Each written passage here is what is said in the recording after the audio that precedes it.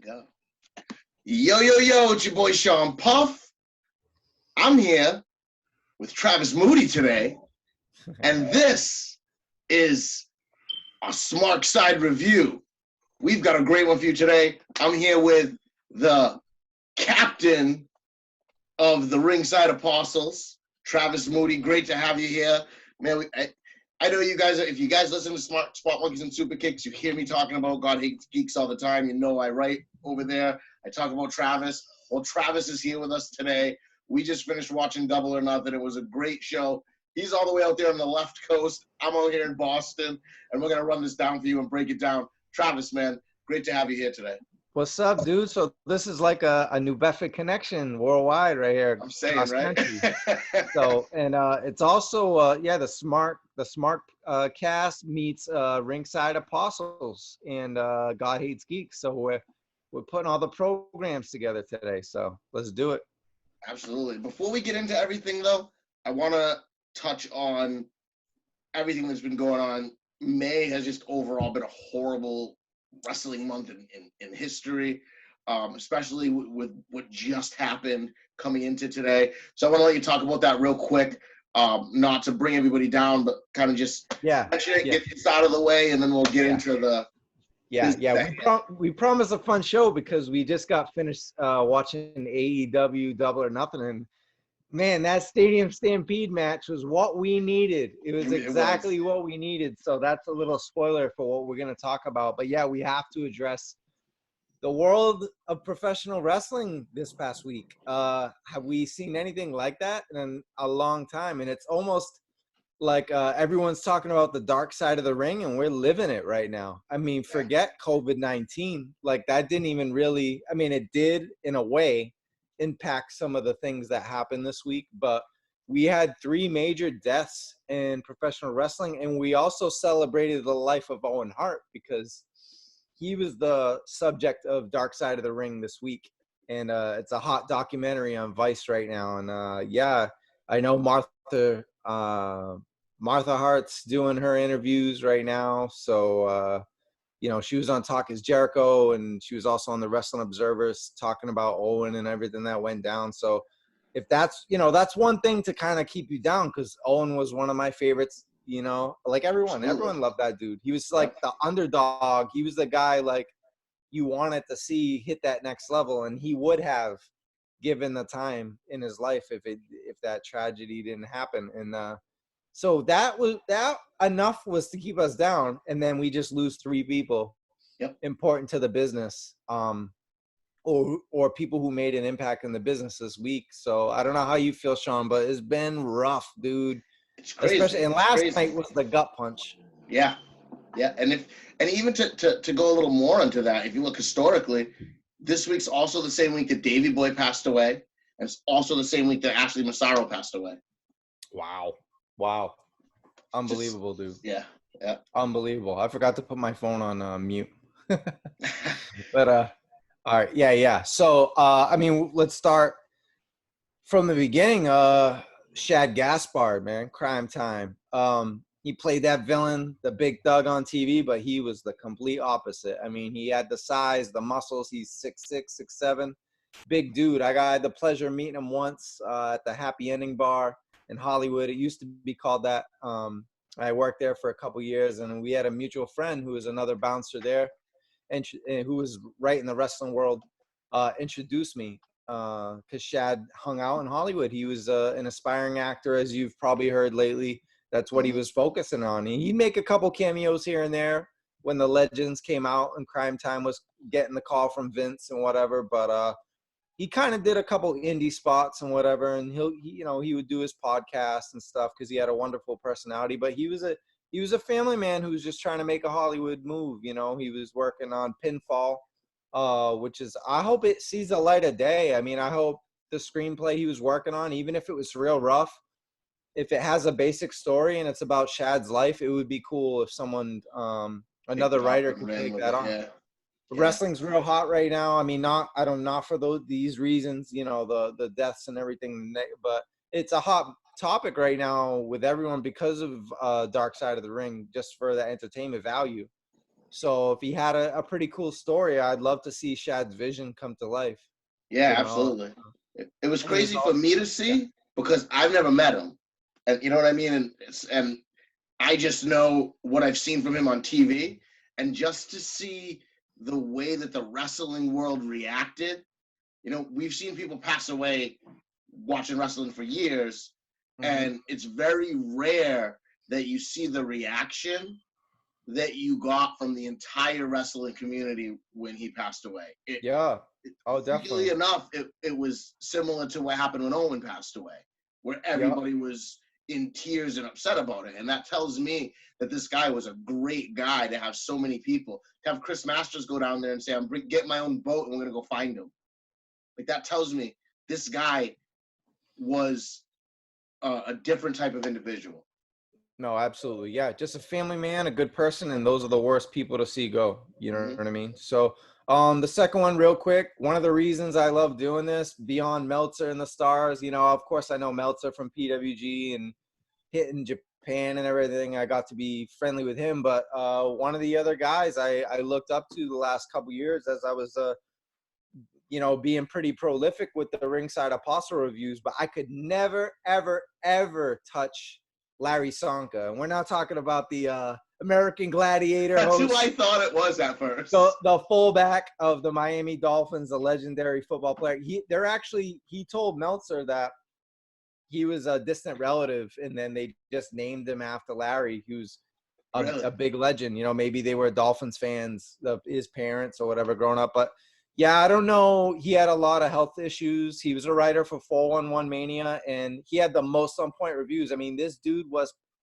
maybe because of his health issues, he had the time. I know he was also a father of some young children, which is really sad. Same thing with Shad, but he probably had a lot more, being having health issues. He had a lot of time to watch a lot of wrestling, and man, I can't appreciate the stuff he did enough, man. Like, he was reviewing MLW every week, ROH, like he was just reviewing everything. I mean, he would even review 205 Live, like, and he would write like essays for each match. Like, Yeah. I started writing a lot because before I used to do the scores because of Meltzer and then maybe write like a line, and I started writing like all the moves. When you read my reviews and you saw all the moves and the spots, that came from him, like that idea.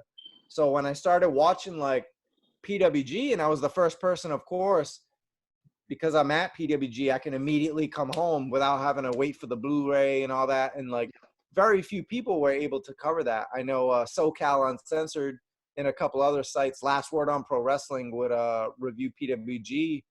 But man, I used to really pay attention to, like, even if I was drunk and shit, pay attention to like the moves and the spots, because I wanted to do what Larry was doing. Like the stars, how many stars, the Bibles, like that's a thing on Meltzer. I mean, Meltzer's the GOAT, but when it came to just being prolific and hitting, getting home and writing that review, like nobody was on it like Larry. Like, I mean, dude, I could refresh like WrestleMania review, like it would be 15 minutes after the review and it'd be a book, bro. Like, this dude was writing the book while, like, I While the wrote match all has my been reviews. going on.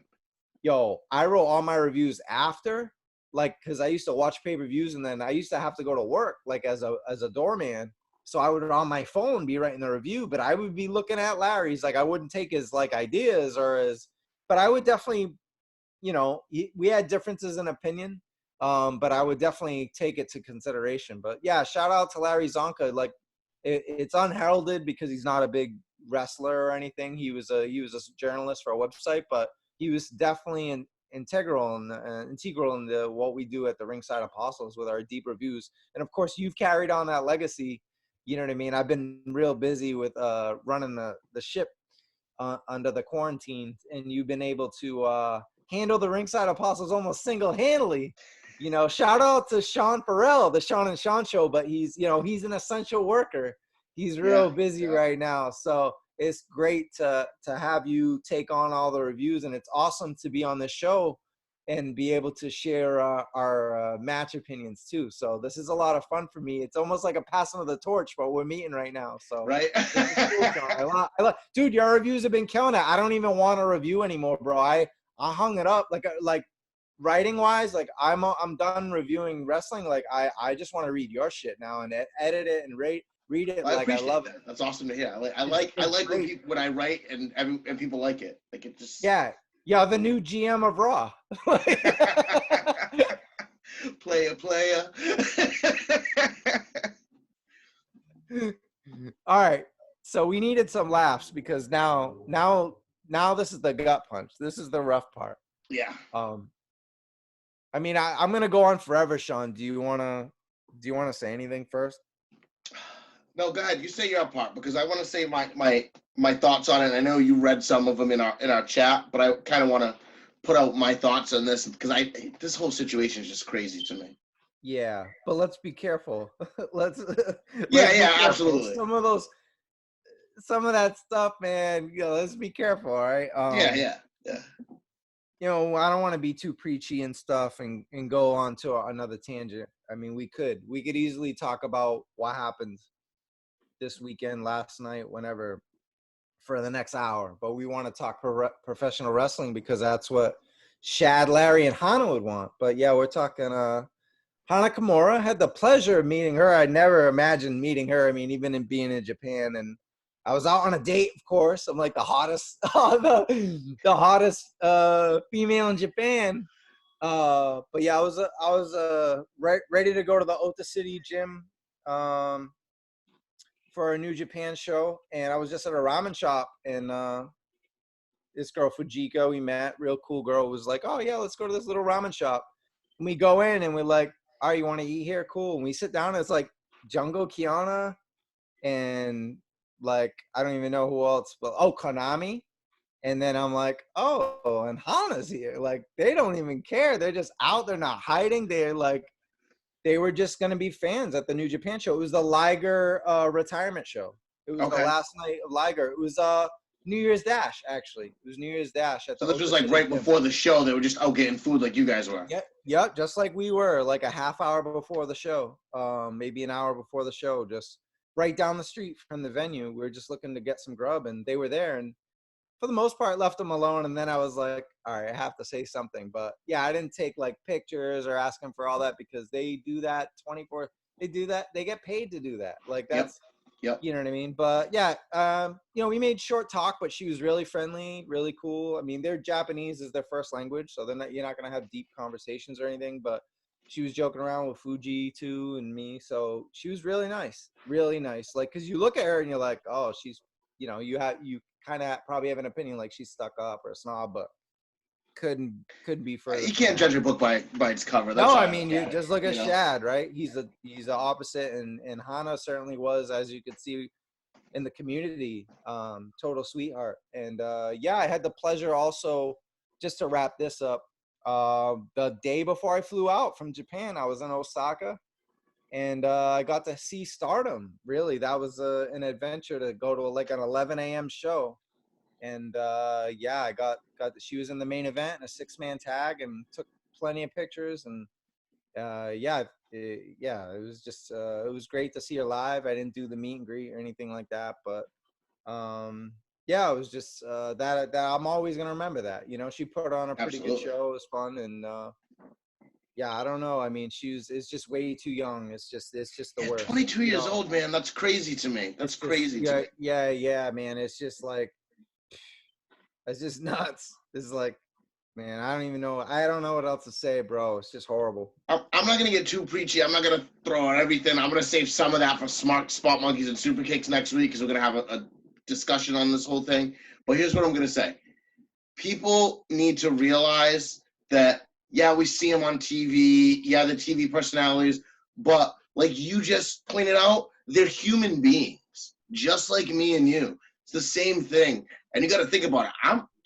I troll. I razz people and I get on things.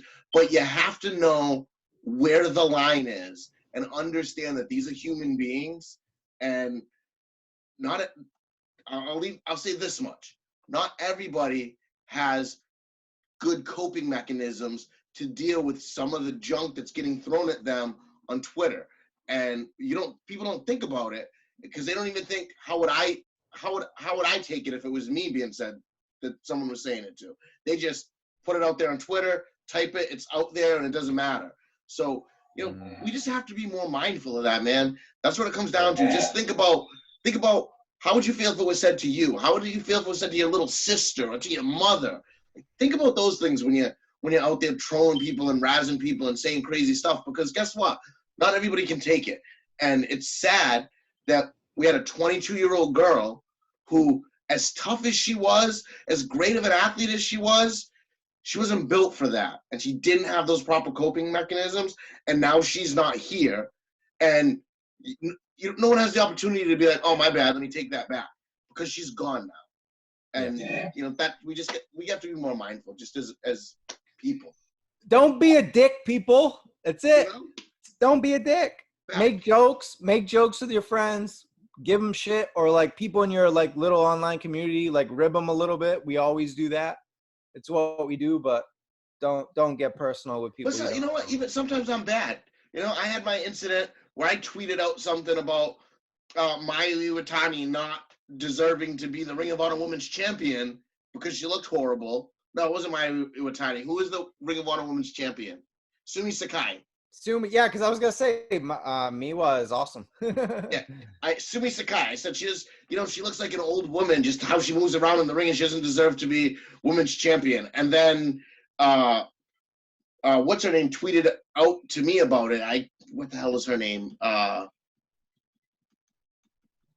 The queen, there. She's in Impact now. Bea Priestley. Oh. I was gonna say Bea Priestley's. No, from the Beautiful People. Oh, okay. I can't even think of her name right now because I can't. The same person who got in that incident with Josh, who got bullied by Bully Bray. That woman. No, that's Velvet Sky. Oh, all right. No, I'm talking about. Let's move on. We'll just get on to the. Let's talk Double or Nothing. R.I.P. Shad. R.I.P. Larry. R.I.P. Hana. We love you. And come on, let's get together, wrestling community. Like, we had a great show tonight. Let's support each other. If you hate WWE, just let it go. If you hate AEW, let it go. Just have fun with your friends. But let's get together. Like, the wrestling, especially out in Japan, they're struggling right now. Like, without their TV, man, I'm telling you, like, let's just be solid. Like, they've lost a lot of people, not even just to death. They've lost a lot of top stars having to retire this year out there. Yeah, absolutely. Yeah, Stardom is Stardom just is losing all kind of people from retirement for different reasons. So they're really hurting right now. It's a rough thing, but a company that isn't hurting though had a pretty good show tonight. It started off pretty rocky, but you want to talk Double or Nothing now, like liven up the mood? Yeah, we'll just get right into Double or Nothing and start breaking down this show. I was looking forward to this show all week long, especially today when everyone was just so down. I'm in a bunch of chat groups and like everybody was just down today over everything. So we needed this pickup. Everyone was looking forward to it. I mean, I know people will log it on, trying to sign in at 7 o'clock to watch it. And they're like, wait, what do you mean it's not till 7:30? Like, the excitement was there, the readiness for this. And they started out by bringing us excitement right from the rip. So we get on the buy-in, we get Best Friends versus Private Party, #1 contenders for the tag titles. I thought that this match was kind of it was an easy pick. You knew who was going to win. Just if you're paying attention to what's going on in AEW, I think it makes sense for Best Friends to win. I even said it on the Smarks podcast. I see this leading to that culmination of whatever's going on with Kenny Omega and Hangman Page. It's going to culminate in their match with the Best Friends. It's just fitting that when they finally explode and whatever happens, it happens with those four men in the ring together. So I think it was kind of given that that's what was going to happen. Private Party, always good to watch. Those guys just high flying, flipping around the ring. Yeah. So it was a good way just to get people excited and going to start off the show. Yep. Private Party looked good tonight. They were on it. They didn't make too many botches or mistakes because they do a lot of wild shit. So you're gonna make botches. Yeah. You know, everyone does. Like the Bucks, everyone, the Golden Lovers, everybody everybody does mistakes when you're going for crazy moves, but they look real crisp. It was a quick, it wasn't like a super. They didn't really give it a whole lot of time, despite being a They went buy-in. 15 minutes and 10 seconds. So it did. yeah, Oh, 15 minutes. It didn't oh, seem all right. like Well, it. that's a good amount of time. But yeah, it was a pretty good match. Felt like it. I don't know. Maybe there weren't enough near falls at the end or whatever to feel like a real serious contenders match. But yeah, it I was a agree with good. that. That definitely, sometimes predictable booking is way to go if it makes sense in the storyline. And no team has been hotter than Best Friends. They've been featured throughout the whole pandemic. They've been there every week. Orange Cassidy has been helping their stature a bit because he's a cultural icon right now, kind of like a cult hero. So yeah, Best Friends have looked amazing even in their singles matches. They've been getting featured every week. The other teams have, the Bucks haven't been around and they had their feud on BTE. Lucha Bros, of course, being in Mexico, that thing, we finally saw Phoenix last week, but he was in singles action. So yeah, I mean the go-to team was definitely Best Friends, and the right team won. So What's your Bible score on this one? oh, you're gonna hit me with the Bible scores, huh? All right, cool. It was good. Not great or anything. I'll go 3.25. It was a good match. Good. It's like a really good pre-show match in WWE. You know what I mean? Like probably better than any of the pre-show matches we've seen in the past 4 pay-per-views coming from the WWE. In my opinion. Yeah, I don't know. I haven't watched them. So. Fair enough. I have, and you've read my reviews. So. Okay. So I'll go 3.25 though. But it was good. Good way to start. Like. Good way to get us ready for sure. A lot of good action. So I like absolutely. Then next up we had the Casino Ladder match, which we had Darby Allin, Colt Cabana, Orange Cassidy, Joey Janela, Scorpio Sky, Kip Sabian, Frankie Kazarian, Luchasaurus, and then the mystery guy. There was so much talk about who this mystery guy was going to be. Who'd you think it was? Who'd you think? I thought it was going to be Brian Cage from the start. Really? Well, you're an Impact guy. So. Well, because Jeff Cobb was supposed to be Brian Cage, but they had issues with the contracts and getting everything ready when they brought in Jeff Cobb. Oh, okay. So I knew that they've been working on bringing Brian Cage in for a long time. So I figured, what better way to bring him in than into this match where it doesn't really seem like anybody in it really deserves to get that title shot.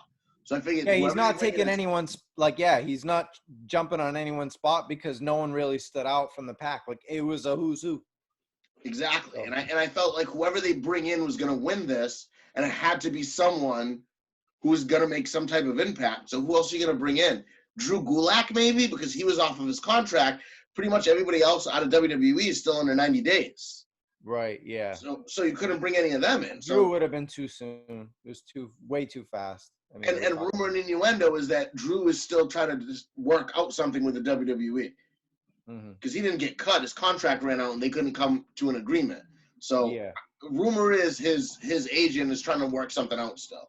So I really didn't see it being him. Brian Cage just made sense to me. Yeah, I mean, I was still surprised. So. Oh, I was surprised. I was surprised that he came out with Taz. I was surprised on that because that was cool. Played the whole thing off of Taz trying to bring Darby Allin into his fold, and instead it ends up being Brian Cage. So I was see, I like that. Yeah, because he was giving him criticism every week. So now we know we're going to see Brian and Darby. That's going to be a hell of a match. So oh, absolutely. That's going to be crazy. That's going to be a crazy match. Sick. So, I'm hoping that Darby wasn't hurt too bad. Yeah, that was a crazy knee up on that spot. You know why he did that spot, right? Because they're remastering Tony Hawk Pro Skater 1 and 2. So he's like, all right, my turn. Okay. But I mean, this was a good match. I was very impressed with everything I saw in this one. Even guys, I don't like Luchasaurus. I'm not a fan of him in the slightest bit. I didn't need to see Marco Stunt out there. I can't stand Marco Stunt. So that was my problem. You already got like 7 people in the match and a mystery guy, and they kept throwing other people in there. It didn't need to be there. No, you already got the Royal Rumble setup, which is different from the Money in the Bank. So they tried, they're playing on the whole Double or Nothing Vegas theme, which they love to do, and they every time they have a pay-per-view, that follows up. They try to keep it themed. You know what I mean? Which is appreciated when you're building a new brand. So, you know, Double or Nothing next year is going to have some kind of funky match too that's similar to that. So I like that, but you don't need to toss in all the managers or other sidekick wrestlers. Like, it ended up being too much of a clusterfuck.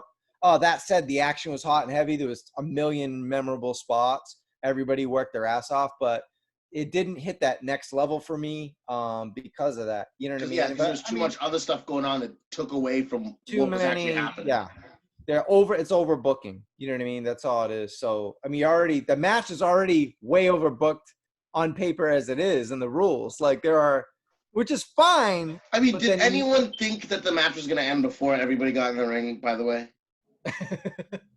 because they built up. Oh, this match could end before the last guy comes in. If someone gets the chip before the last guy enters, no, it's not going to happen.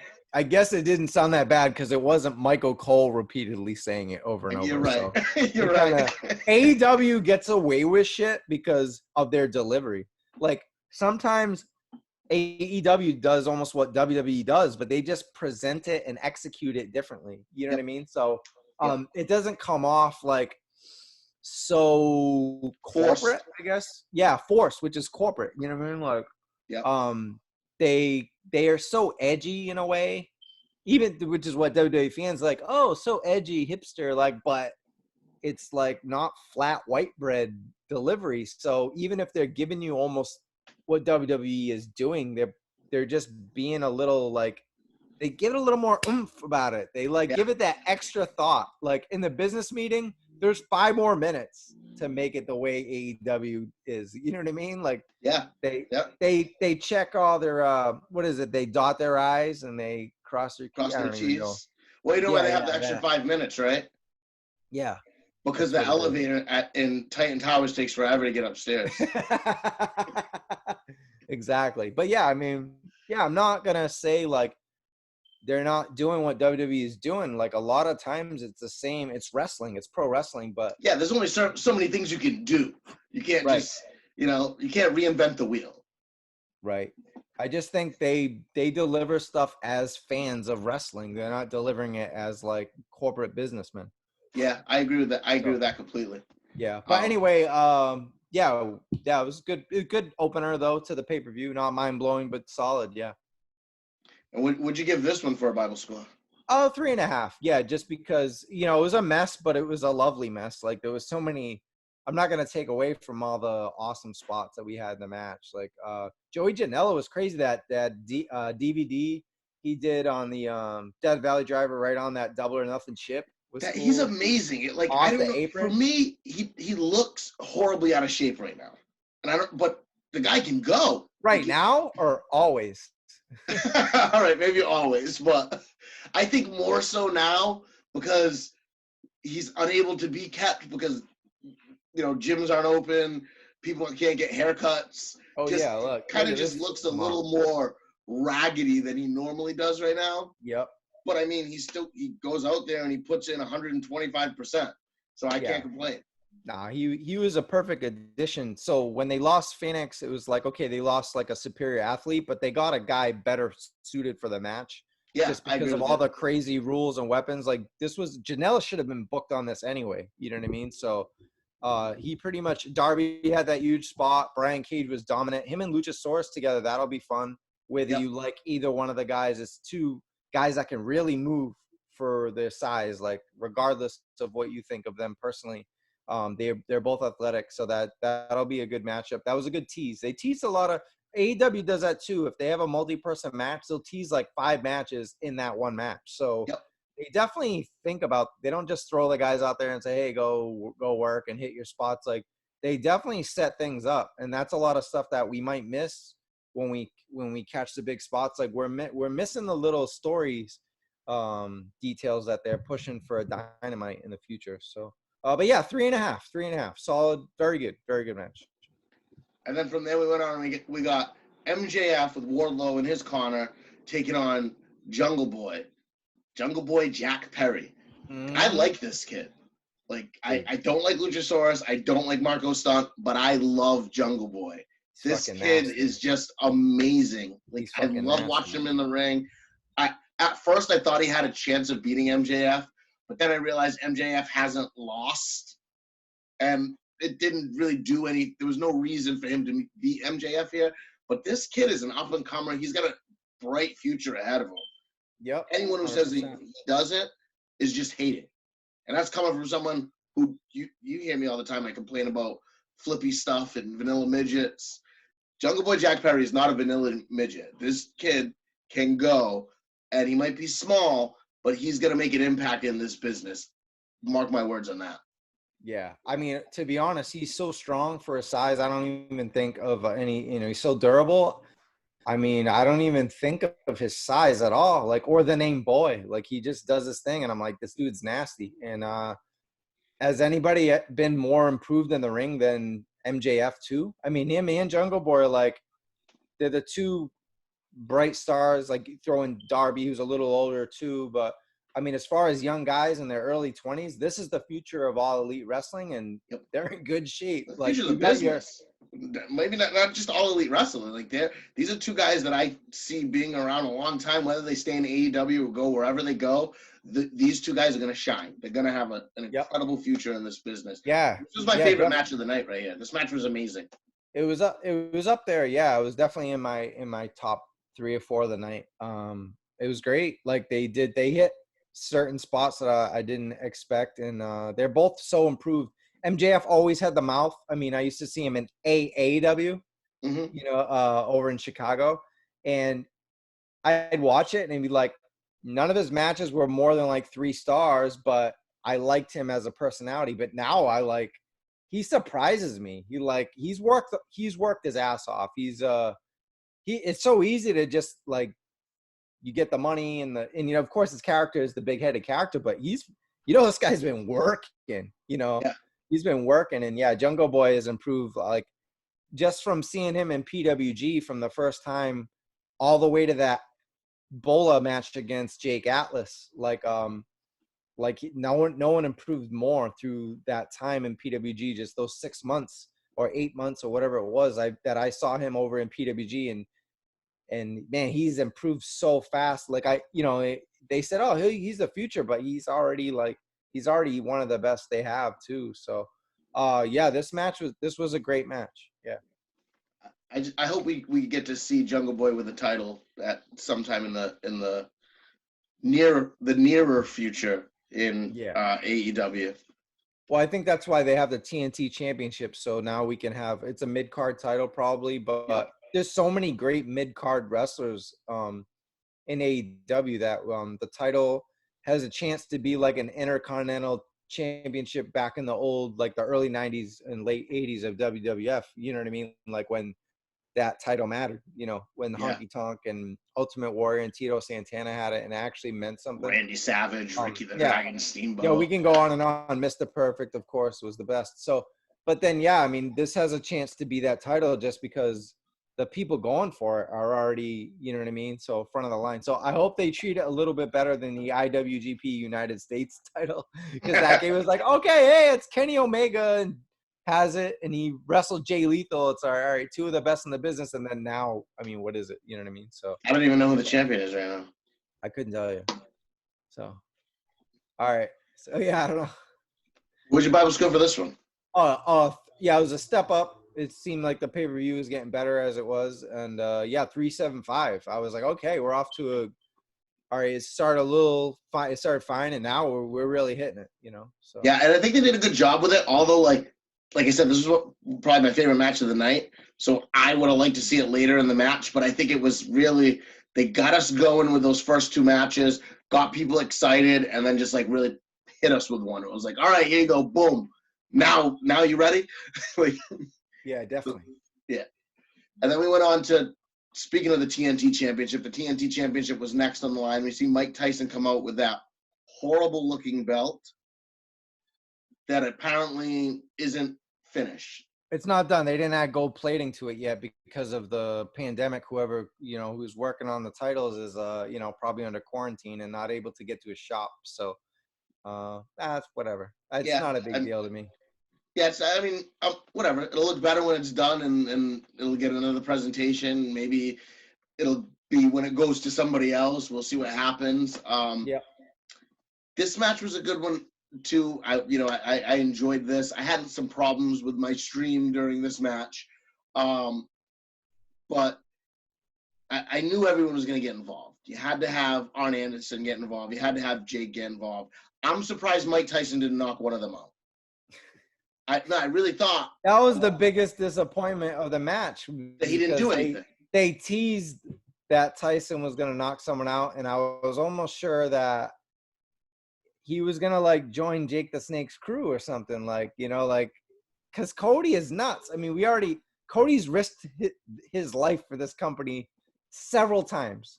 Yeah. He gives zero fucks. That's why he has that ugly ass tattoo on his neck, basically to say, "I will die tonight for this sport." Like, that's what it is. It's like, I don't give a fuck. That's what that ugly thing is. It's not like this looks good. He knows it looks like shit. He's just letting you know, I'm the fucking American Nightmare. Like, I will jump off a house to elbow someone. Like, he's been For this business. He's been balls to the wall in AEW, so I expected him to take a crack from Tyson or something, you know what I mean? I mean, not a full punch, like a fake punch, but still, like, it's still scary as shit because it's Mike Tyson. But I wouldn't take a fake punch like, from Mike Tyson. Nothing happened at all. It was really awkward. Tyson got awkwardly involved with that, like, without even being involved. He was just kind of, it was just too much.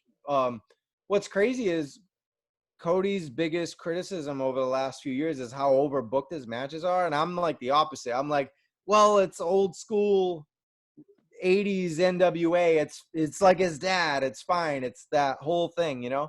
But tonight was like one of those matches where I had to be like, you're right. Now that everyone likes Cody in the ring, he's like the wrestler of the year so far, right? Like, he's one of the top 5.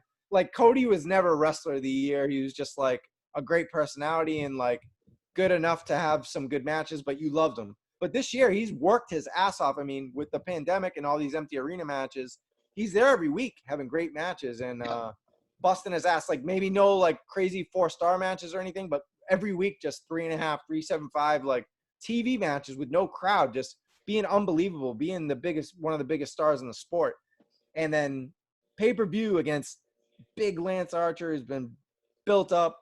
And then I don't know. I thought it was good, but didn't feel like this is when I said it felt like Dynamite. It was like a main event of Dynamite, which is fine. You know, I love Dynamite. I think it's entertaining, but it was just too overbooked, but it didn't feel like a big pay-per-view match. It came really early.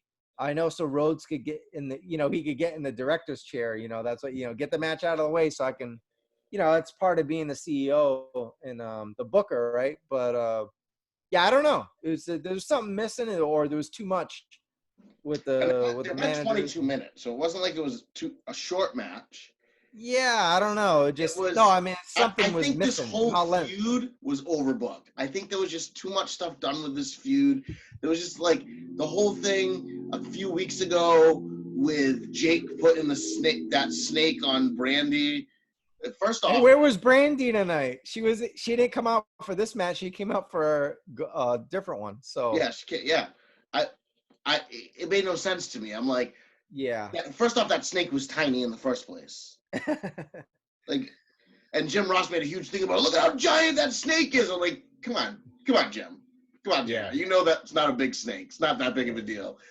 And another thing that I've noticed, when you put the snake on someone, if you don't wake them up or they're not awake, it's not as, like, just having them lay there and just having the snake on, it didn't do as much for me. No. Like back in the day, you'd put the snake on him and then wake him up. And then wake up with the snake and be like, ah, flip out. If they did that, this was just overbooked and underplayed and an enjoyable match, but they just tried to do too much with it that didn't need to be done. Yeah. They should have just had a good match. I definitely, now that they've already worked together already, I'd like to see them do it again and keep it to wrestling. And I think they'll have like a 4-star, 4-Bible match, whatever. I think they can really both work amazing and it'll be great. Cause we didn't see a whole lot, besides the overbooked stuff. Like we didn't see, he took a lot of heat. You know what I mean? And it just wasn't. It was. I want to see like something a little more. Okay, Lance is the big guy. He beat down Cody for a little bit. Cody got the win at the end. Blah blah blah. He's pissed, but let's have a little bit of more back and forth, like two Titans clashing. Yep. Yeah. Now that now that we had that out of the way, but yeah, it was fine. It wasn't horrible. It was good, but It was good for its spot on the card. Yep. 3 Bibles. And then we went to this was supposed to be Chris Statlander versus Britt Baker, but Britt Baker got hurt. Yep. On Wednesday, so she was replaced with Penelope Ford. I know, right when Britt was blowing up, like now she's like one of the best villain female wrestlers in the business. Like she started off as the babyface. She wasn't right in the role. Man, she's I don't want to say she's taken after because she's doing her own thing, but her man is the top heel in NXT or one of them, and now she's like the top heel in AEW. So it's pretty dope. Like, but that's a big loss for them to take because, like you said, she was just getting her momentum where she needed to be, and then to have this ACL injury. I mean, she could be so many good promos. Yeah, so many good promos and segments. It all started when she was ripping on Tony. And then they had some weird flirting going on. It was really a whole weird, I don't know. They built their character up so well the last month or two. It's been definitely one of the highlights of Dynamite. To not see her tonight was, bummy. But thankfully they have Penelope in there to, at least get a decent match out of that. It wasn't She can wrestle. Horrible. Penelope Ford can wrestle. She looks good. She can fight. She's got the package. She definitely does. And I remember my first time really seeing Penelope Ford was with Joey Janela in Evolve. I was there with my girlfriend, and my girlfriend was like, "This girl's awesome." So, that tells you something. And Chris Statlander, she's just things I would do to Chris Statlander. But we'll leave that that's a whole nother podcast. All right then. That's the Skinemax version. Yeah, seriously. Stay tuned. It was fine. I didn't think it was bad. I didn't get to see the very end of the match, and you told me what happened, but for what I saw, it was it was average. It was cool. It doesn't belong on a pay-per-view, and it never did.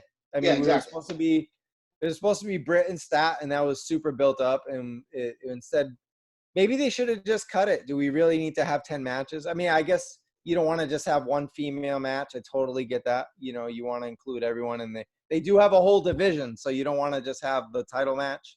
Yeah, I understand that. The match didn't bother me, but it definitely detracted from the overall score because it wasn't that good. You know what I mean? So.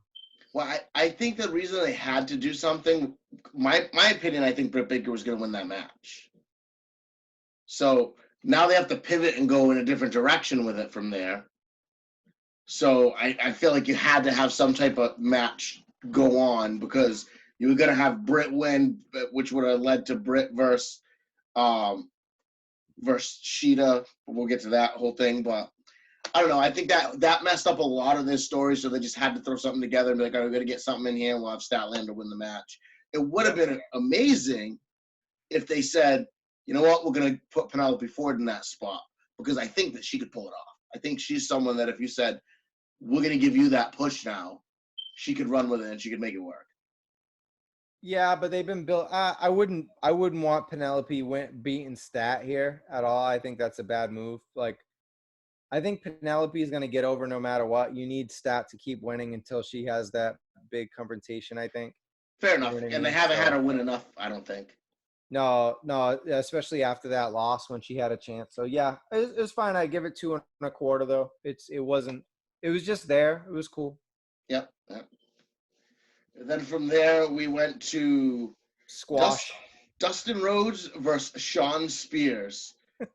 And Jesus, I kind of feel bad for Shawn Spears. He left WWE because he was just getting buried to go to where his boys are over in AEW to get buried. I mean, but he's doing what he's supposed to do. Is he supposed to be any higher than this? No, I mean, they've given him a lot of... He thought he belonged higher than that, and that was kind of why he wanted to leave. I don't know. I think honestly he's happy where he is because he's with his friends. He's getting a lot of TV time. He might be like looking at it like they're giving me a lot of limelight. I'm not like the champion, but look at the roster. Like he's getting way more run on this show than he was in WWE. So win or lose, you True. need people to lose.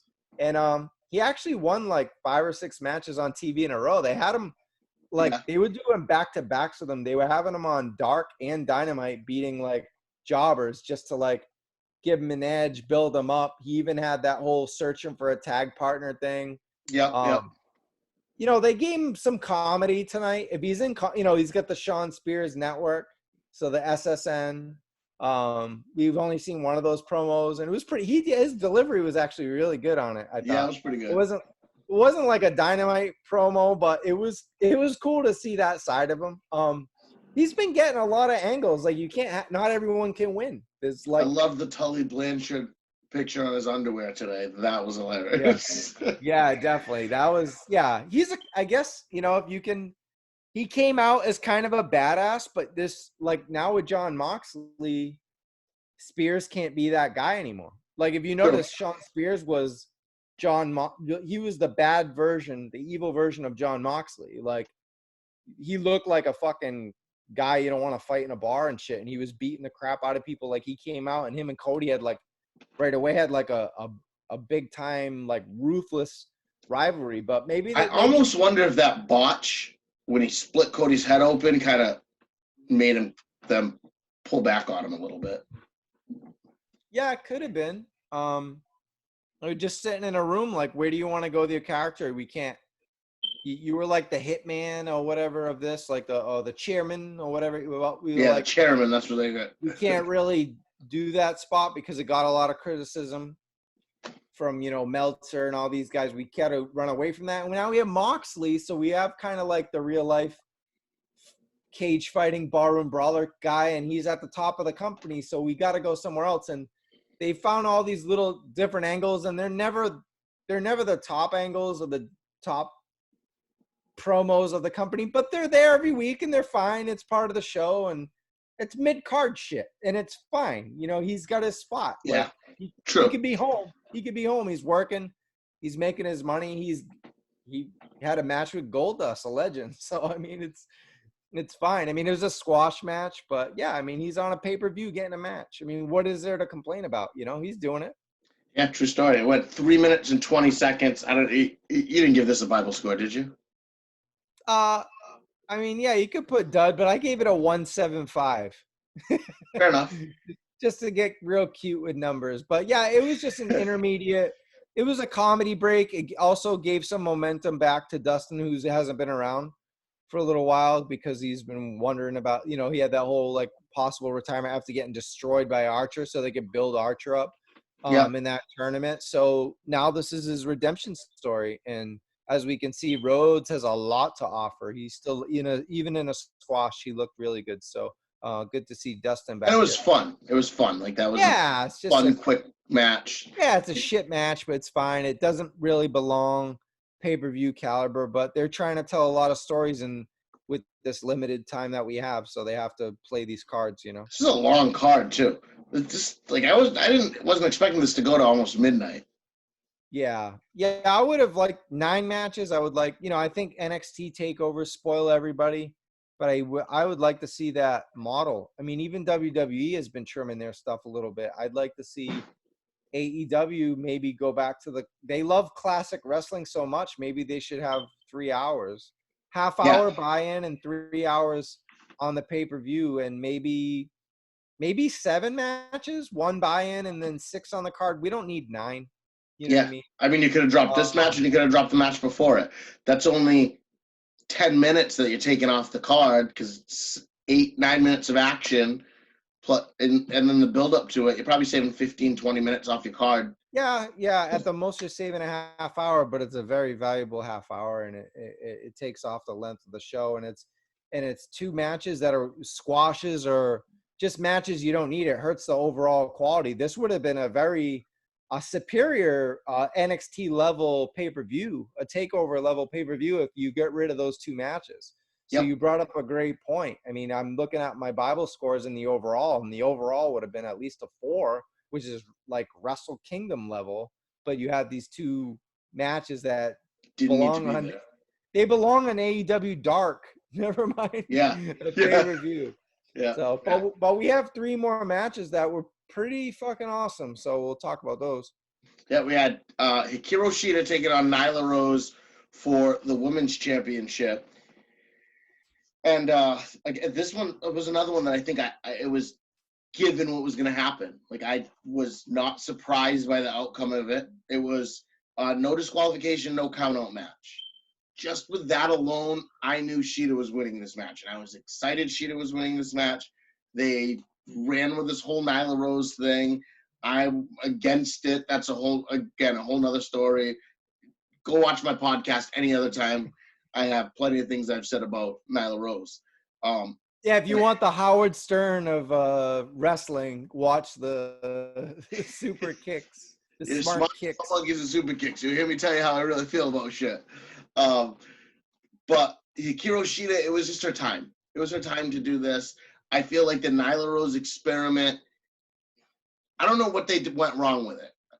To me, I feel like they should have played off more of the hate she was getting online and made her more of a monster like that.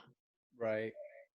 That's the only way I think that would have went great. Like, play off of that. Play off the fact that well, maybe not tonight because of sure.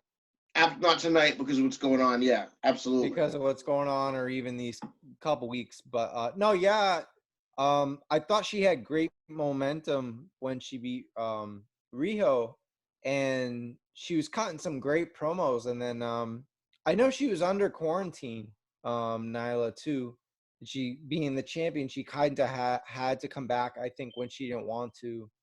And some of the stuff she had on Dynamite wasn't a lot. It was awkward. It was it lost a little of the momentum she had because, yeah, I mean, some great promos were coming out of this, and I was like, all right, she had a great match with Riho, 2 of them actually, but the last one especially.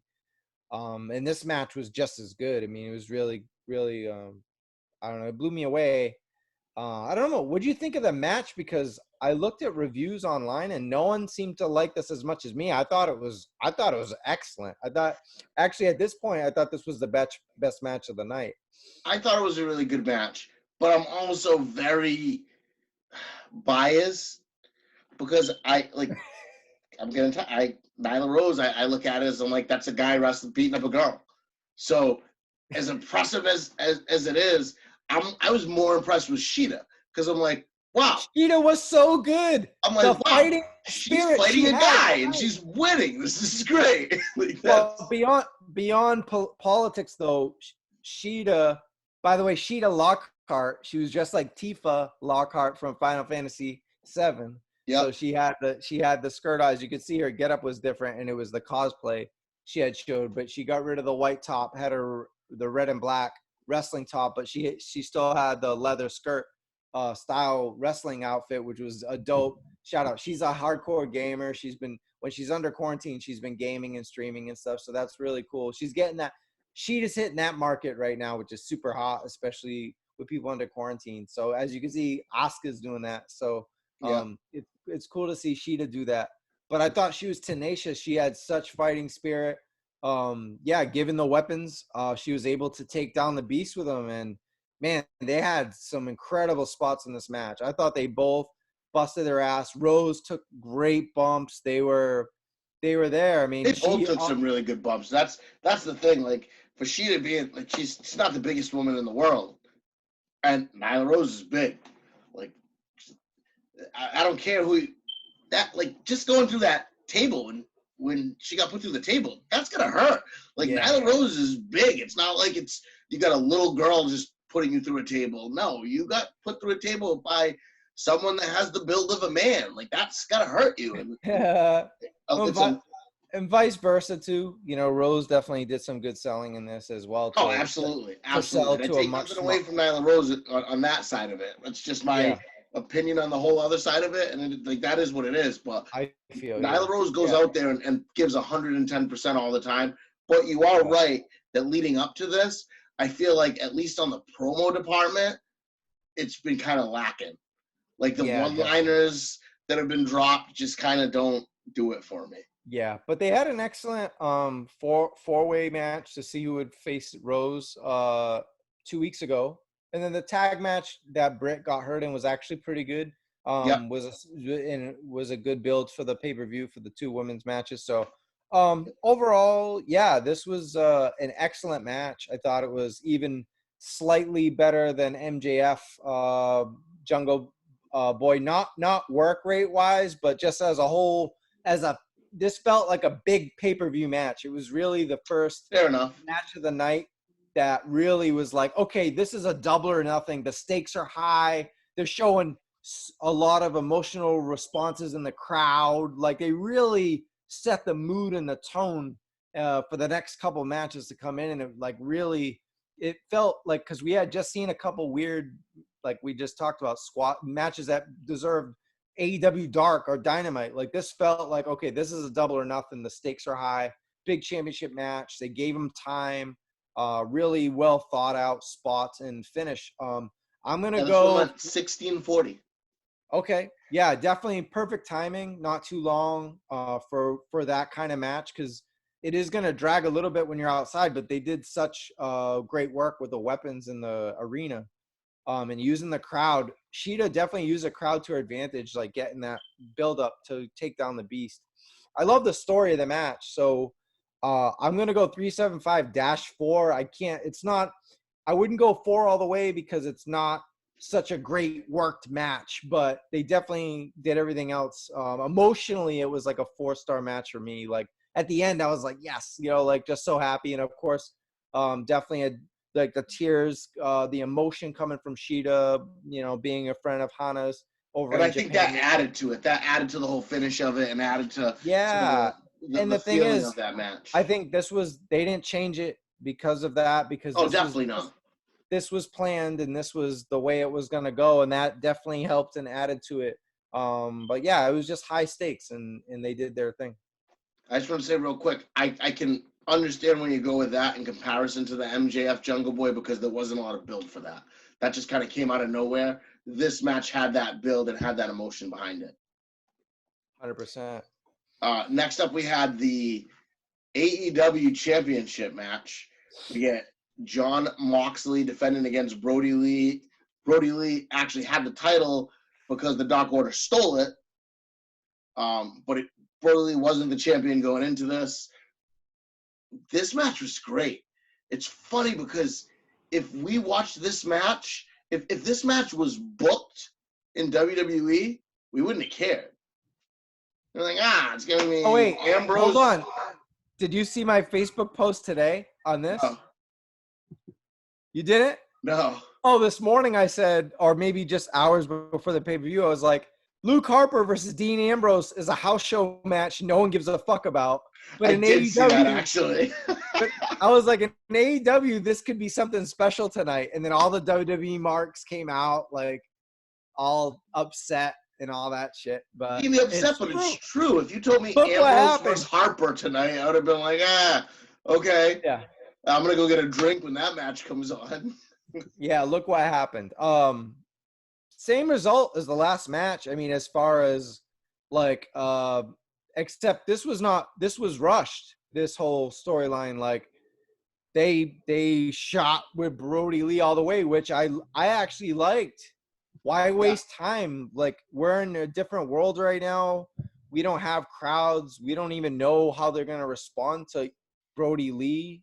We don't really know, and it doesn't matter. So he's like been such a boss coming in here, literally the boss. Like, he's Vince McMahon, but with the Luke Harper wrestling skill. And remember when we called it the Dork Order? We don't even call it that anymore. We're like Dark Order. Like, they're legit. He brought new life to that crew. Absolutely. Yeah. And we don't see the other dudes. I guess they're still cutting really great promos and stuff. And I guess they're under quarantine or whatever. But yeah, he's held this whole group together on his own, and he's really brought out some up and coming guys with masks on. It's like, I don't know, I kind of dig it now. I kind of like the whole Dark Order thing. It'll be fun. You know, eventually it's going to be Brody Lee versus fucking, what's his name though? Like the other leader. Like it's like Cobra Commander and Destro. Like they're going to butt heads. Oh yeah, absolutely. Absolutely. Because he's just beating up.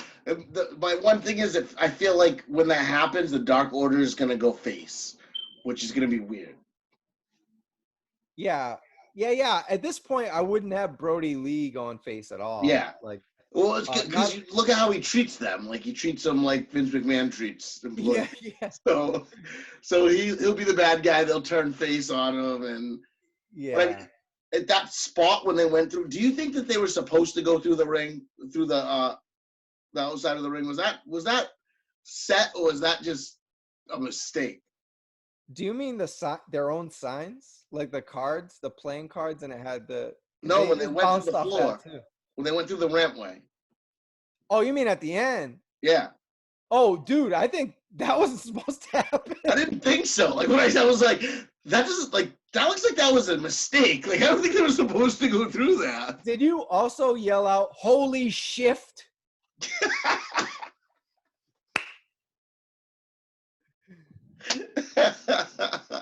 Sorry, I did. Like, God hates geeks. Holy paradigm shift. Yeah, it was perfect. Shift. There was, there wasn't consistent night of wrestling. We had a lot of ups and downs, but spot wise, man, there was so many fabulous spots tonight. And that was even unintentional or not. I mean, even the doctor being like, what am I supposed to do? And that's what made me really think of, because everyone looked like, holy shit, what do we do? Are these guys dead right now? Oh shit, this isn't good. I bet you it was supposed to happen. They just sold the fuck out of it. You know what I mean? Like everybody was in on it. Like probably shades of Taz and Bam Bam Bigelow. That's all I thought of when I saw that. I was like, wow, this is Taz, Bam Bam Bigelow, ECW. It was tremendous. Yeah. What did you think of that? What would you give this Bible score for this match? I'm going to ask you. I'm going to put you on the spot. Yeah, put me on the spot on this one. This was a great match. I know I said that MJF Jungle Boy was my favorite match of the night, but I mean, yeah, you can have a favorite and you can have the greatest. Like there's always that option. Whatever your favorite doesn't necessarily mean the best. Yeah, you know what I mean? I think this match, but just because even though it was a fast build, there was so much to it, and also, I've never been an Ambrose fan. He might have turned me tonight with this. Like Mox looked really good in this. He wasn't. I got something for you. I'll be right back. So I'm gonna say it while he's away. Mox wasn't the overseller. You guys hear me all the time talking about him. I got a gift for you. I got a gift for you. I'm gonna send this. You have to wear this for the rest of your quarantine now because of what you just said. But he wasn't the overselling, overacting, annoying guy that I'm used to seeing. Like he came out there and he did what he was supposed to do. He didn't oversell everything, although they might have oversell that fall through the floor, but I still didn't even think it was oversold. I think maybe it's because of who he was paired with and how the match played out, but I think that they really did a really good job.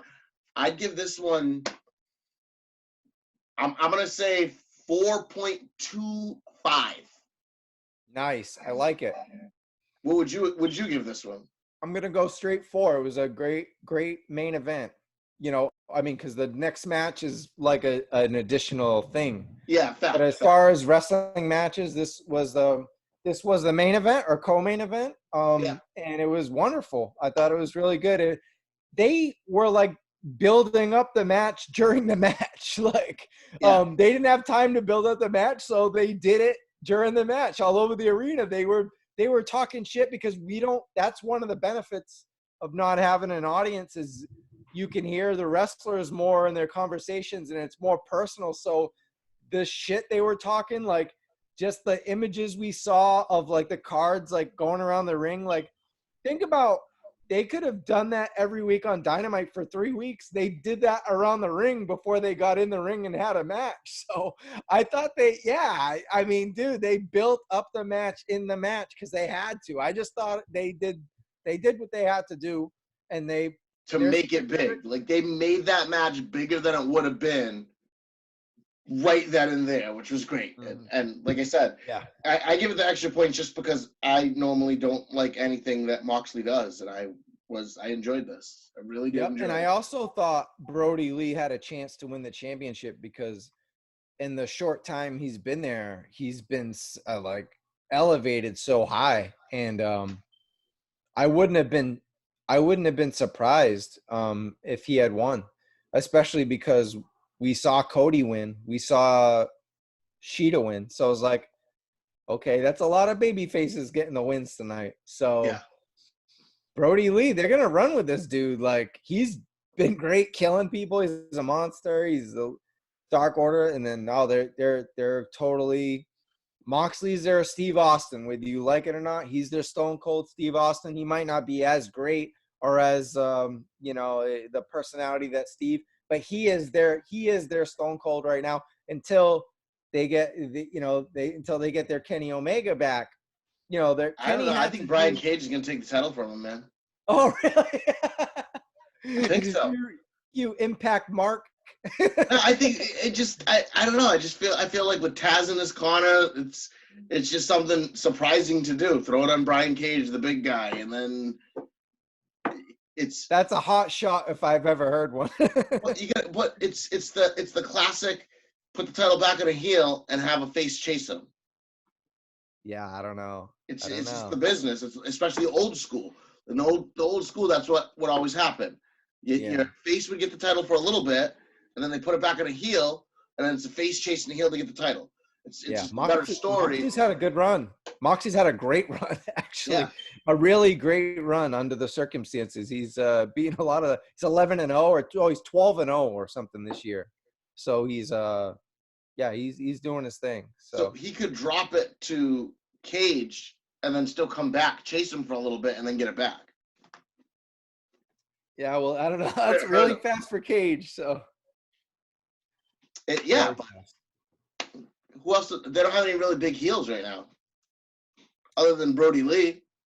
Well, yeah, because MJF got a big win too. True, so, he's another guy that could be in that picture. So. Yeah, the picture is really good. The title picture is excellent. That's why they had to do the TNT title, because the main event title picture, like, Omega's not even in it. Like, that's how crazy it is. So yeah, they had to get the other title, and they're doing a good job with both right now. So we'll see. But what Omega was in was this Stadium Stampede match tonight. As you can see in my background, Gillette. Our home away from home. So. I can't wait to go back to Gillette again, man. Yeah, you'll be able to go for free now. Right, seriously. Like, nobody can. You'll be $20 for fifth row. But like the old Schaefer Stadium. Right, seriously. Oh man. But this match was great. This is the benefit of having Tony Khan as the money behind AEW. Because it's not like you have to go find a place to do this. WWE has the Performance Center. Well, Tony Khan owns the Jacksonville Jaguars, so they have a football stadium. Yeah, but you don't have a Titan Tower. Yeah. It's good shit. That was a fun match. We don't have to talk Money in the Bank, but I liked it. I didn't. I liked it. I told you I didn't. A lot of people hated it. I liked it. I was entertained because, I mean, some of the people that were there entertained me. I love Asuka. I love AJ. So, like, fair. And some of the people that you don't care about did some cool stuff. Like, Corbin was the boss that night. Like, otherwise he sucks. But, like, that night he owned shit. But anyway, like, I like that.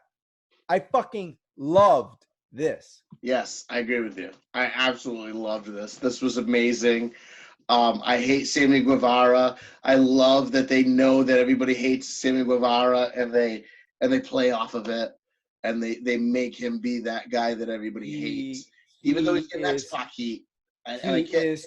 He is tremendous. This guy, I hate him. I don't think he's good at all. You're out of your fucking mind. We talked about Jungle Boy and MJF improving, but man, from seeing this guy at PWG to, I mean, he always had the same ability. He's not doing anything different, but just under the demise of Jericho, man, he's putting it together. Like he's supposed to be that annoying, self-egotistical, like millennial. Like he's supposed to be who he is.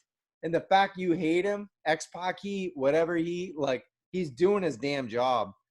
He's out there. He's like, I don't know, man. He's killing it. He's killing it right now. Yeah, I'll never get behind him. I hate his look. You know, I hate the little. Like you don't even look tough when you do that. You look gay, man. Stop it. Stop it. Put your tongue in your mouth, guy. The reaction you're giving him is what he's supposed to get, and he's doing his thing. He's doing his thing. He's supposed to get that reaction. You're not supposed to like anything he's doing. He's supposed to be a pest. Fair enough. Well, he does a really good job of being a pest. If that's what he's trying to do, then he's doing a really good job at it, because I cannot stand him. He's Prince Pest. He's the Prince. Prince. Okay, he is such a pest, but man, he was all over that. Dude, this was like the Sammy Guevara spotlight. Like, I don't know. I thought he was all over the place, man. He's busting his tail, literally. He's taking some career-ending bumps. He does take some crazy bumps. Like, dude, I saw him jump off the fucking balcony at PWG, okay? Really? Like, yeah, he doesn't fuck around. Like, he's almost hit his head on the chandelier, the lamp chandelier at PWG millions of times. Like, no shit. Yeah, no fear, man. That spot that he took at the end of that match was amazing. I mean, when he got run over by the freaking golf cart a few weeks back, that was great. Dude, he almost got run over by a horse. Right? That was amazing. Dude, he almost got hit by a horse. Come on. This guy's they're throwing him into the fire. They're like, all right, you want to have Jericho be your fucking like little, your fucking big boss that's giving you the push? We're going to put you through fucking hell in exchange. And he's like, all right, fine. And he's, I mean, I give him a lot of credit. If you're him, can you complain? I mean, you're in the main event. You're in the spotlight every week. You're in the spotlight and in a main event picture against the top group, the top face group in the company. You can't complain. You take those bumps. You take those hits. Yeah. And But this match was amazing. Let's not just for what Guevara put himself through. This whole match, like even the comedy spots in it, I thought it was amazing. All 10 guys. The whole thing where they in the pool where they drowned Matt Hardy and he came back with like 3 different versions of Matt Hardy. Dude, so cool. So well thought. Like, all right, everything that Matt wanted to do in WWE, he's doing now.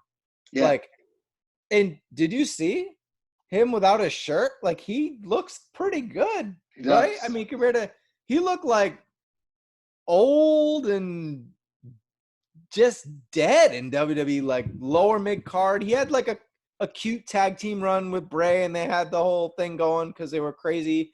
And they had a couple outdoor matches that never really took off, but everything he had planned to do as Woken Matt Hardy, he's doing as Broken 2.0 in AEW. And dude, he looks great athletically, his personality. Like, I almost posted tonight, like, thank you, Matt. We needed this tonight. Like, even I talked big about Sammy, but Matt, his personality, being able to stay there, right? He's not doing athletic shit right now, but being able to stay there and be in the right spot with all these guys, like the amazing LAX and everything, like, dude, Matt. We needed Matt's performance tonight. Matt Jackson too, both Matts, but yeah, Matt Hardy, man, I'm telling you, that guy's a legend tonight. It was a legendary performance tonight. Yeah, it was absolutely, and it's just amazing to see him doing that when it looked like he was, like you said, in WWE, it looks like he was just dying and finished. Like, all right, I'm gonna get this run done and I'm done. Dude, even looked like he could walk. He retired from the ring. He needed a break. Yep. And he's back, and he's as good as he's been in the last couple years, man. Yep, absolutely. Not doing the high flying crazy stuff that he was doing before, but he's a great storyteller.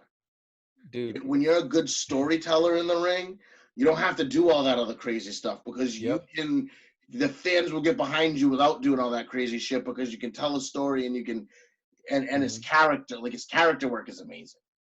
The few people are as good as he is with the How great is it that he like became a member of the Elite without even becoming a member of the Elite? Like it just happened. Yeah. Like they never did anything formal. Like he literally just was thrown in there because Hangman wasn't around, so Kenny had to defend his titles and he needed a partner, and Matt Hardy had beef with Jericho on TV. So he made sense, and now he's just like in the Elite. We always thought he was going to be like the leader of the Dark Order when they did the whole like they were kind of teasing us Chris Daniels and we're like, oh, watch it be Matt, and then he was like Brody Lee out of nowhere. But Matt is like perfect for the Elite because he's like that kind of like the Marty Scurll role in a way, like more of the comedy wrestling, like rather than some leadership in there, rather than like, because you can see Matt and Nick and Kenny and Hangman, they can do all that crazy shit that we saw in this match. And Matt is like that solid rock spirit, like legendary personality, and he's fitting right in without even being like a member. Maybe he's not even a member. He's the delete of the Elite, but it's working. You know what I mean? Absolutely. I got a question for you.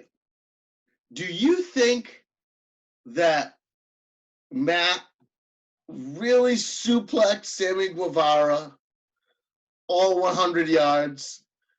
Or do you think they stopped and then went back and like moved up the field a little bit and then? Do you want a kayfabe answer or a real answer? I want a real answer. You don't want a kayfabe? Hey, kayfabe, I can't believe he did that. No, this match was already like it wasn't live like that. The pay-per-view was live, and then when this happened, this was taped. Okay, I guess that this makes wasn't sense. Live in the all that. You know what they did? The production team and like the crowd people and the announcers, man, they're the MVPs tonight, man. I'm telling you, without having a crowd, they made this feel like a pay-per-view. We weren't getting the real pay-per-view matches in the ring early on, and then in the middle we had that weird stuff, but the presentation was so great. True. I really liked, I want to say all this stuff even before we get to the Bible scores because I don't want to forget, but man, how relaxed was Jim Ross, Tony Schiavone, and Excalibur, a three-man booth, super relaxed. They hardly ever talked over each other or interfered. I'm doing my best not to talk about the other company, or even AEW's had problems with this in the three-man booth, but 3 color commentators. Like they don't even have there's not even one like analyst. Like they're all I mean not 3 color commentators, like 3 announcers. I'm sorry. No color commentators. Like Tony always called the action in the ring, as we saw with Jericho. Jim Ross, the most legendary announcer of all time, and Excalibur has announced matches by himself. He's like the Joey Styles. Like he might have Chuck E.T. with him, or like Chris Hero from back in the day or whatever, but Roddy Strong. But he always called you have 3 announcers together, and they sounded, people will have their opinions about them, it's fine, but they sounded so relaxed. Like I think I only had one tope suicida tonight too. So I'm glad that he's cutting back on that because that irks me. Yeah, but they were tremendous. But yeah, tell me, getting back to the Stadium Stampede, tell me this felt live. Yeah, it did. Absolutely felt live. So when you're watching those, and they were some of them were really amazing, but like I thought Money in the Bank did a great job with their editing. It didn't, even though we know it was pre-taped. The whole thing was pre-taped because they said it was. They didn't hide it. They did a good job with the editing. I didn't think it looked too much like the editing in the Ciampa Gargano match bothered me. Like that was way over with the music. It was way overdone. This felt like a live match. They had the when you're wrestling someone, they had the jump cameras that you use live. Like they used a lot of live aspects. They didn't record it like it was taped. They recorded it like it was live. And then they didn't record it like they were trying to put together a skit or a movie. They recorded it like they were just recording a regular wrestling match. But it was like if you were recording Dark. Same idea. Yeah. Yep. It was definitely obviously recorded because you had Matt Hardy's 3 personalities is underwater. Like you can't do that live, like with the diagram next to it. And like, that was really neat. And some people are like, oh, that was too goofy. It's like, it's Matt Hardy's personality. Like if you think it's too goofy, you're just not, why are you watching this match? Because why are you watching Matt Hardy? Because that's why are you watching the match? It's called the Stadium Stampede. That's not New Japan wrestling match. You know what I mean? Yeah. Like it's not even a Monday Night Raw match. It's just a bizarre fucking thing. And I thought it was memorable. Like the bar fight, how genius was that? Like that was so funny. Jake Hager showed after it too. It's just like, okay. Dude, Jake Hager showed more personality in those 5 minutes at the bar with Hangman than he did in his whole WWF run. Facts. Like, no, I'm just talking shit, but like, he was tremendous. He was like, I think Hager was supposed to be like that really big guy, but then they kept having like, who's that MJF's manager? And Wardlow. Then they had, what is it? Wardlow. And then you got Archer, you got Brody Lee, and now Cage. And it's tough to be the big guy when you got those guys. But man, the way he beat the living crap out of Hangman Page, who's a legit, like, he's not legit shoot, but he's legit on the show, like a barroom brawler. Like he's like a cowboy essentially, and he's a drinker, and is his angle. And you had you have the legit shoot guy beat the crap out of him in this barroom brawl, and I thought it was just genius. Like it was funny in that other wrestling group I'm in. Like people were like, "Oh, Sean's gonna hate this match." I was like, "What are you talking about? This match is fucking amazing. Like, what do you mean? Why would I hate this match?" Look, oh, you don't like comedy wrestling? I'm like, no. Comedy wrestling has a spot, and this whole match, it wasn't a full match of comedy wrestling. It felt like a fight, like 34 minutes, and it had funny spots. Right. It felt like a real 45-minute just crazy fight all over this football stadium, but they had so many personality quirks in there, like LAX, like Ortiz, I can't swim, and it's like 3 feet of water in this kiddie pool, like this little like bar pool. They had enough. They showed everyone's personality. And that's pro wrestling. We grew up with the Honky Tonk Man and Jake the Snake and Rick Rude, all these weird characters, man. We didn't. Duke the Dumpster Drosy.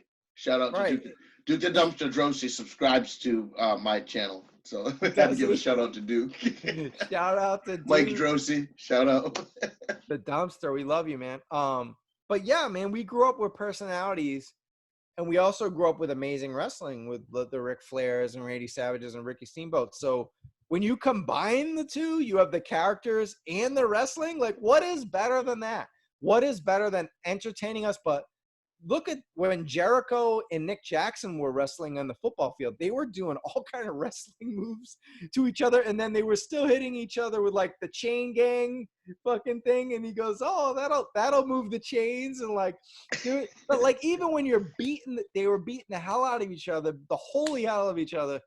I was laughing. Like I wasn't supposed to laugh. He just got fucking rock bottomed on a pool table, and it looked like it broke his back, like Mortal Kombat. But it's funny. Like it's just they had the perfect mesh. It was almost like Mortal Kombat humor, like really violent but funny. Like it's kind of supposed to be funny and not kind of not. It was just I don't know. It was almost perfection for me. It was great. No, I agree with you. I think they did a great job with that match.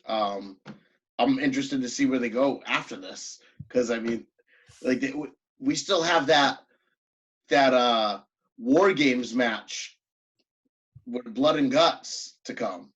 at some point. They're saying they're holding that off until after everything opens back up and we got fans again. So as amazing as this was, I can't wait to see what they do with Blood and Guts. Oh no, absolutely. Yeah, that's a good setup for it for sure. Maybe All Out. Which was that what they just announced? September 5th is going to be All Out. I heard that they announced that tonight. So, but it didn't say Chicago because of what's going on. It didn't say where it was, right? No, they didn't say where it was. But they also because it will be in Chicago if it's allowed, but likely it probably won't. You know. They also announced Fighter Fest is going to happen, and that's yeah. I don't know if that's going to happen. They announced it that's when I got it right here. Brian Cage will get his title match against Jon Moxley at Fighter Fest. No more details will be announced on Dynamite Wednesday. So there's no way they change the title at Fighter Fest. You're probably right. I mean, well, it is AEW. They might. Yeah, you're right. You're right. I don't think they will. But it'll be a hell of a main event. That's for sure. It'll be fun. Yeah. So, but yeah, this match was wonderful. We could talk about it for another half hour, but we should probably wrap this up. Yeah, because people are gonna be like, "Holy shit, this is long." No, but great night of action. What was your overall Bible score for the show? Oh, well, you know, for this match in particular, it's one of those ones that I see. I was looking at some blogs right before we went on, and people were scared to review it, but I'm not scared to review these matches. Man, I have to give it like a 4.75-5. It was like, I'll agree with that. Just I don't want to not give it a rating because it's not a dud. It wasn't a squash match. It was like a 45-minute thing. It wasn't like it was just like it wasn't buried a lot. It wasn't the cemetery match. I even gave that a Bible score. That was like 10 Bibles. But I gave it all the Bibles. yeah. And then the Cena with the Funhouse, I thought that was like mind blowing. I thought that was amazing. But yeah, this was great. 4.75-5. I mean, it's not a 4.75-5 Okada versus Naito or Bushi. It's a different thing, but against it, just so much creativity, lots of fun fighting and wrestling, and everyone's personality came out. I have to give it this amazing score. It was a groundbreaking, like to put with everything that's going on right now in the world. They put so much thought into this thing. Like it was meticulous. Like there was nothing wasted in this. Everything led to something in that football arena. You know what I mean? And it was definitely the best game that's ever been played in the TIAA Bank Field. So they've never seen action like that at that football stadium. I can tell you that. Yeah, but you're right. They used everything. Like even Matt jumping off the goalposts. Oh, Matt Jackson. Oh my God, with his taped up ribs and everything. Yeah, we could, like I said, we can go on and on. It was I'm not gonna forget this one. We really needed this match. Yeah, absolutely. This whole show. We needed this whole show. You know, even with the lulls in the middle that we had, this whole show was just kind of a bright spot at the end of a very, very dark week. And I think we really needed it. Absolutely. So what do you give this the overall show now? All right. So how I do pay-per-views, how I've been doing pay-per-views for a while, I would say at least a year now. I do an entertainment scale as well as matches because I realize that when you just do matches, you're cutting off the entertainment part of wrestling, which is WWF is not federation anymore. It's entertainment. And yeah, I mean, entertainment is beyond just WWF as well, WWE as well. I mean, AEW loves to entertain, Impact loves to entertain, New Japan loves to entertain. We all need our entertainment. We need our comedy. We need our promos, our skits, we need everything besides just work rate. I know some people just love work rate. That's fine, but you get tired of that after a while. And that's why I loved WrestleMania. Those two big matches of WrestleMania. I mean, WrestleMania as a whole was whatever, but the two matches that we mentioned, the Fly House and the Cemetery Gates match, were like, those were tremendous. That's the stuff we needed. Like maybe I just grew up in a certain era where I appreciate the goofiness as much as the work rate. And this one had both. So entertainment wise, I'm gonna go like 4.25 out of 5. Just because of the presentation. The presentation is also important too, because you could have two guys out there in an empty arena, and as we see how important presentation is, like watch NXT every week. They have the best wrestlers in the world in NXT, and some of that shit's boring as hell. No one in the crowd at all. Like I watched NXT this week and I enjoyed it, but last week I almost stopped with that empty arena. Like, Yep. and they have voiceover commentary with announcers announcing over each other. You're doing voiceovers. How are you interrupting each other during voiceovers? Like you're editing. Like how is Morrow cutting off Beth? And I don't understand the presentation that they're doing. It's rushed. It's all it is. It's rushed. Yeah. They're saving a nickel and a penny. On this show, they didn't. It was well thought out. Everything was meticulously planned. That starts at the top with Tony Khan and works its way down to Cody and Kenny and the Young Bucks and all the way down. And everyone follows suit. They love working for this business, and it shows. Entertainment 4.25, matches whatever 3.25 or whatever it was, 3.5, because we had 2 or 3 matches that belonged on Dark. They didn't belong here. The match, there was 2 matches that definitely didn't belong here, and it hurt the overall pay-per-view as far as wrestling. But if you combine the two, I'll give it a very solid 3.5. We need a very good pay-per-view. And that's what it was. It was very good. It had a lot of great wrestling, especially towards the end. It had a super entertaining main event, and it showcased a lot of young guys coming up in the system, and the presentation was top notch. So 3.5 is actually sounds really low for how excited I am for the show, but I have to admit there was a lot of wrestling here that was stagnant. They can definitely they maybe go over some things and say, maybe we don't need 10 matches a night. There are criticisms here. Yeah, maybe we don't need to go 4 hours. Maybe we. Yeah, you don't need to go 4 hours. Counting the buy-in. Yeah. Maybe we go 3 hours with a half-hour buy-in, and we still accomplish what we need to accomplish. Yeah. I know you want to get everyone that has a name on the pay-per-view because that's a WWF thing, but I don't. Like, I love Dustin. I think Shawn Spears has been putting in work, but we didn't need that match here.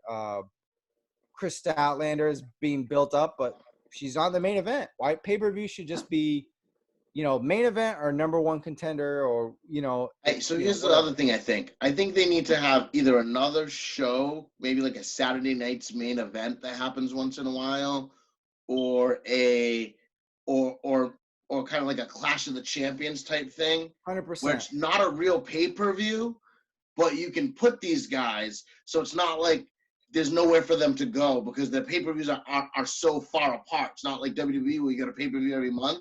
So you can have another show that's not a big pay-per-view. It's something you throw on TV. Even if you do it just on a regular Dynamite, you say this like Impact does. This Dynamite's going to be whatever this special is, and you have a special show, and you can have those bigger matches that are bigger, that are supposed to be bigger than a regular show, but aren't big enough to be a pay-per-view show.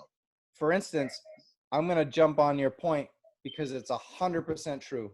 Imagine we get a show like that on a Saturday night and you have your young guys in there, you know what I mean? Your up and coming guys, maybe even a couple squashes or a couple quick matches. And then you have Staten Ford, you have Dustin and Dillinger or Spears, and you have the main event.